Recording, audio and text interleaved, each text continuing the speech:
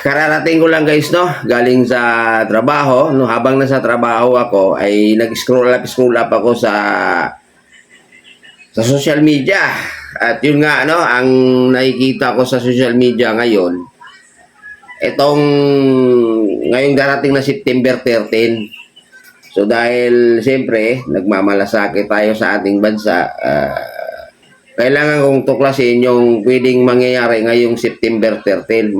Marami kasi akong nakikita sa social media na magkaroon daw ng rally at martial law, no? Ganun ang mga nakikita ko kanina lang sa social media. Pero siyempre dahil nasa Pilipinas tayo at medyo ako'y nababahala din sa sitwasyon dito sa ating bansa, gawa ng grabe yung corruption na nangyayari, no? Sa ating mga namumuno sa ating gobyerno. So, ngayon guys, titingnan ko sa pamamagitan ng aking kristal, no? Sa aking maliit na kristal, titingnan ko siya kung ano or saan nahantong yung tinatawag nilang rally o di kaya'y martial law ngayong September 23. So, titingnan natin dito para malalaman natin at may share ko rin sa inyo, no, kung ano yung kaganapan ngayong September 13. Matagal pa naman yung September 13. Ano pa lang tayo ngayon eh. Ano pa tayo ngayon? 6 ba? O, so may mga isang linggo pa na hihintayin natin. No, isang linggo pa kasi di ko alam kung anong araw yung September 13. Pero yun nga yung mga nakikita natin. At marami akong nakikita, mga comment na maraming magsisipuntahan. No? So, kung ikaw, isa ka sa mga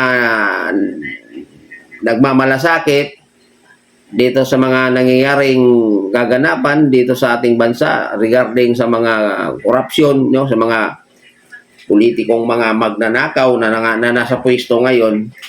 So, titingnan natin kung saan nahantong itong gagawing rally or martial law ngayong September 13 sa pamamagitan ng aking maliit na kristal. No, ito yung maliit kong kristal. So, titingnan natin guys, no? So, para gagana siya, kailangan muna nating dasalan.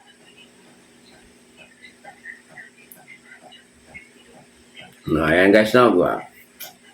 So, titingnan natin dito. Ayan siya guys. Ito yung aking kristal. Titingnan natin ito guys, no? So,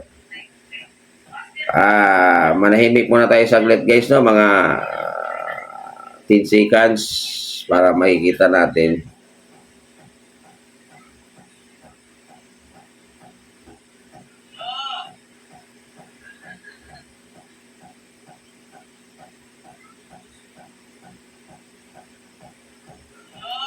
So, ayan guys, no? Nakikita ko dito sa aking kristal regarding sa pwedeng mangyayari ngayong September 13. So, ang nakikita ko dito guys, no? Maraming mga taong pumupunta sa September 13. At ang gustong-gusto nila na magmamartial law.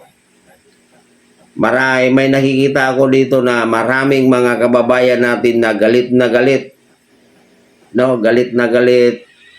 Ayan, galit na galit sila.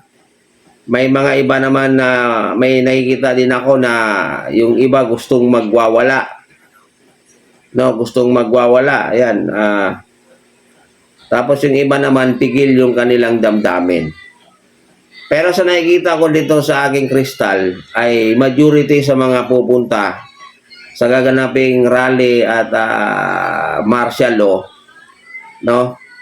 Plano nilang martial law ay karamihan galit na galit.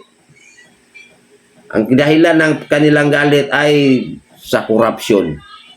Karamihan sa mga pupunta ay ang mga dahilan kaya sila pupunta dahil sa korupsyon. Ngayon, kung martial law ang pag-uusapan guys, no, walang martial law na mangyayari. Dito sa nakikita ko sa aking kristal, walang martial law na mangyayari guys Kasi, ayan no, hindi sapat. Hindi sapat yung mga taong pupunta ngayong September 13. Kaya malabo na magkaroon ng martial law kasi ano, hindi nakikita ko dito guys sa aking kristal. Hindi sapat yung mga tao kahit na galit sila pero kulang pa rin yung tao.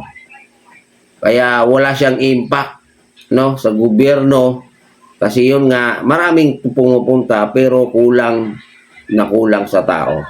Kaya yung iba gusto nila martial law pero yun nga hindi sapat yung tao na pupunta ngayong September 13. Ito yung mga nakikita ko sa aking crystal guys. Ayan siya.